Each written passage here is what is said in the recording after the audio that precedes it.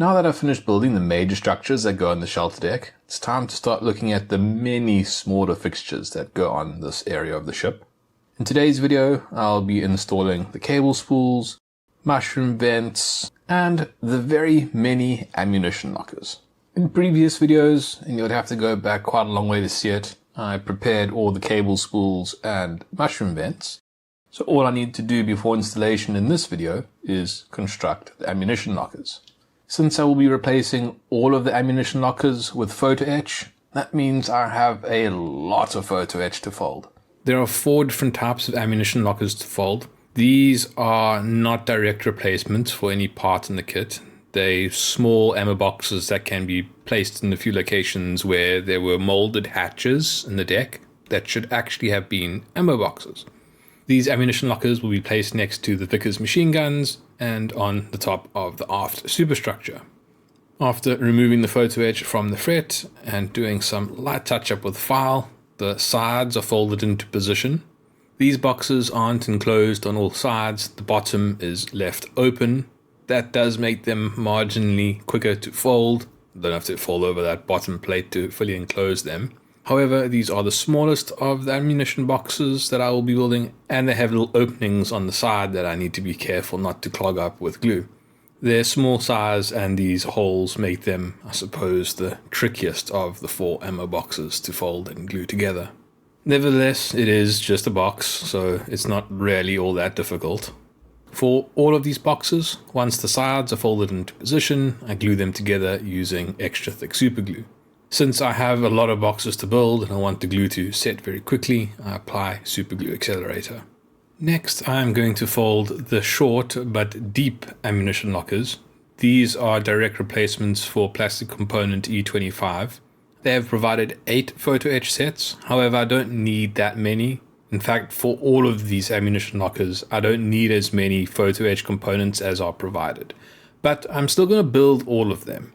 And that's because I'm going to get some wrong, some are going to be damaged. In the end, some will just look better than the others. So if I build all of them, I'll be able to choose the best ones for installation on the model and leave the worst ones behind. The initial folding of these boxes is exactly the same as for the first set of ammunition lockers. I fold the sides into position and then glue them together using extra thick super glue, which I accelerate the drying of using super glue accelerator. Then, after I've done the first pass through all of the components, getting the sides folded up into position, I then fold the top down to close the box and glue it in place using extra thin super glue. Here, the extra thin super glue is doing a little bit extra work over simply bonding the sides together. Here, I'm using it as a kind of gap filler. I wanted to flow down the gaps and fill it up, but being thin, it doesn't do that so easily, and it also can take quite a long time to dry, especially in a larger gap. So once again, I accelerate the drying with super glue accelerator. In order to bulk up the super glue, I go through multiple rounds of applying super glue and super glue accelerator. I don't mind if I get a lot of excess super glue on the back and sides of these components. There's no detail there, so it'll be easy to remove with a file once I'm done. After building the short but deep ammunition lockers, it's time to build the short but shallow ammunition lockers. There are 10 of these. Here, the process is exactly the same as for the 10.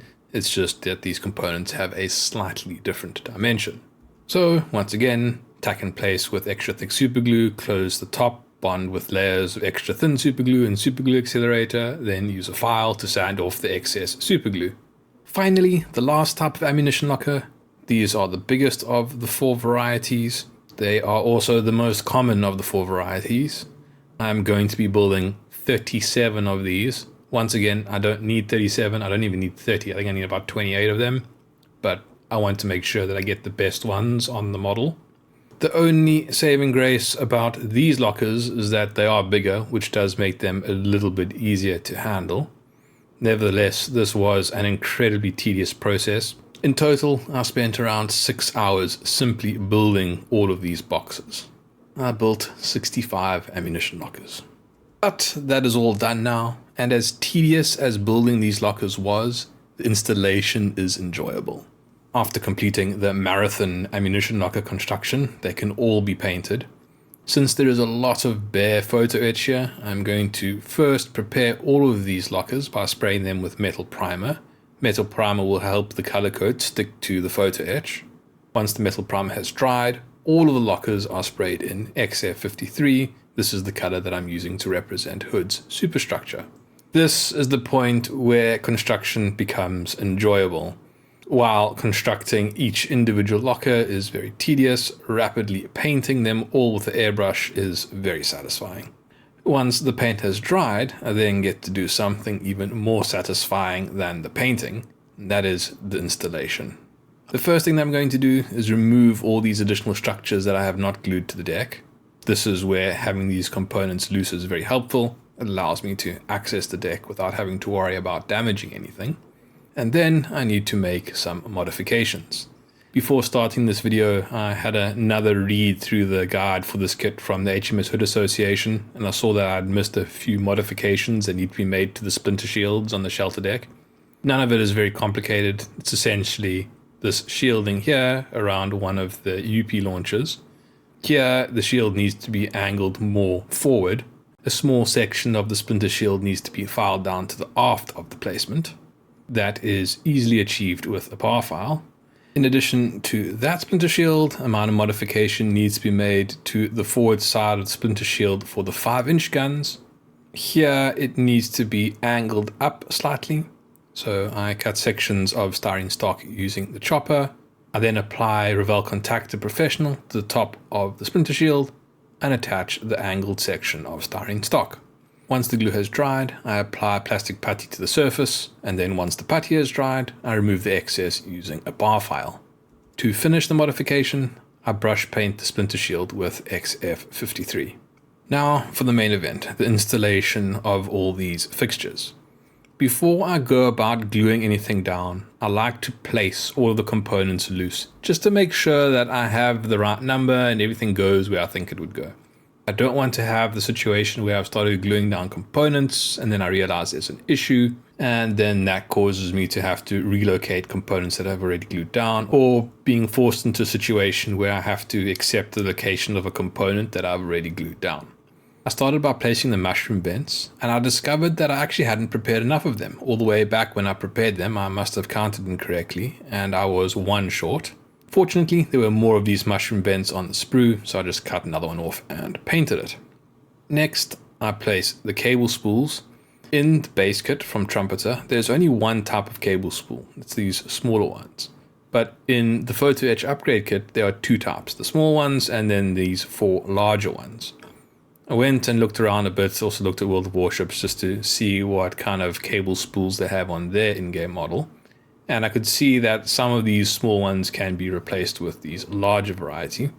Essentially, it looks like the 4 cable spools that are more mid-ship should be replaced with the larger spools. And once those are replaced with larger spools, there are enough smaller spools for all the other locations. This is an example of why I like to place them first dry, just to make sure that if there are any shortages, I have an opportunity to decide where I should place the components. Next, it is time to place the ammunition lockers. Starting with the most numerous variety, these are the large, tall ammunition lockers. For the most part, they go in these rectangular openings. The plastic components have a little tab that would slot into these openings. These photo etch components don't have that, so they'll just sit on top of them. I had intentionally not closed these openings on the ship. Firstly, it would have just been extra work, since they will be covered by the ammunition locker. And secondly, they're helpful for locating the lockers, even if there isn't a tab that's going to go and sit in them. After placing the large ammunition lockers, I placed the short and shallow ammunition lockers, and then the short and deep ammunition lockers. The next thing to do before gluing anything down is to check how these components interact with the superstructure that I've constructed. I'm most concerned about the ammunition lockers that go around the aft superstructure because I had moved some doors that are on it. I need to make sure that they are now not being obstructed by these lockers. And here you can see I was right to be concerned. I need to shuffle some of these lockers around a little bit, and in fact one of them I'm going to remove entirely. Now that I'm happy with the placement of all of these fixtures, installation can begin. Here I'm going to be gluing down the ammunition lockers, effectively the photo etch components, with thick super glue. and I'll glue down the plastic components with thick plastic cement. I'll be working systematically through the shelter deck, starting aft and moving forward. That way I hope to not miss any components. The first components that I glue down are these box vents. These box vents actually come from my HMS Prince of Wales kit. Here I'm augmenting the kit because these flat bumps actually should be rectangular vents, more like the shape of these boxes. This is one of the many errors on this kit and the Super Detail upgrade kit.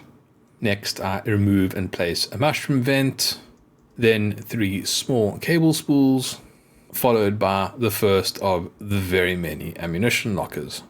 This kind of work is quite suitable to a time lapse, so enjoy the rapid installation of all of these fixtures.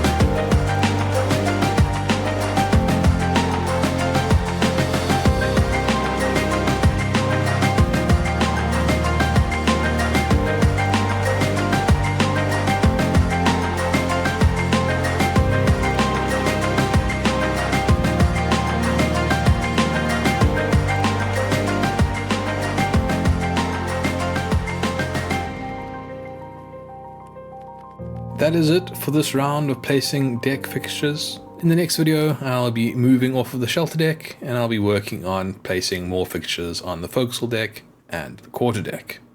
If you would like to support this channel or see how this ship looks when it is completed, then please subscribe. Thanks for watching. Cheers.